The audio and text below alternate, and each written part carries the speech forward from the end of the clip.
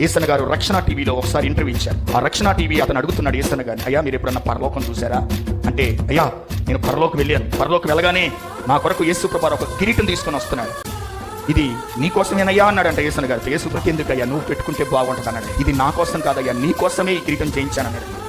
అప్పుడు ఆ కిరీటం ఇలా పట్టుకుని యేసు ప్రభువారు యేసన్న గారి మీద తల మీద ఇలా పెడుతుంటే ఆ కిరీటంలో రాత్రనక పగలనక దేవుని స్వార్థను ఏ ప్రాంతంలో అయితే ప్రకటన చేశాడు, ఎన్ని దేశాలు తిరిగాడో, ఎన్ని ప్రాంతాలు తిరిగాడో, ఎన్ని కోటాలు పెట్టాడో, ఎంతమందికి బాప్తీసాలు ఇచ్చాడో, దేవుని వాక్యాన్ని ఏ ప్రాంతాల్లో ప్రకటన చేశాడో ఆ కిరీటంలో వీడియో ఇలా ప్లే అవుతుంది. తన సొంత కార్యాలు చూడకుండా ప్రయాసతో, భారముతో, కష్టముతో ఆయన ప్రారంభ సేవ, ప్రారంభంలో ఎన్ని కష్టాలు ఉంటాయో ముందు పోయిన తర్వాత ఇప్పుడు ఉండాలి కష్టం ఉండదు. ప్రారంభం సైకిల్ మీద వెళ్ళాడు, ప్రారంభం నడిచి వెళ్ళాడు, ప్రారంభం ఎంతో కష్టపడ్డాడు, అవమానాలు పొందాడు, నిందలు పొందాడు. వాటన్నిటిలో క్రీస్తు కొరకు ఓర్చుకొని, సహించుకొని, తగ్గించుకొని ఎంతగా లోబడ్డాడో దానికి తగిన ప్రతిఫలమే దేవుడు కిరీటం పెట్టాడు. భూమి మీద దేహముతో నువ్వు జరిగించిన క్రియలకు ప్రతిఫలమే ఈ కిరీటం.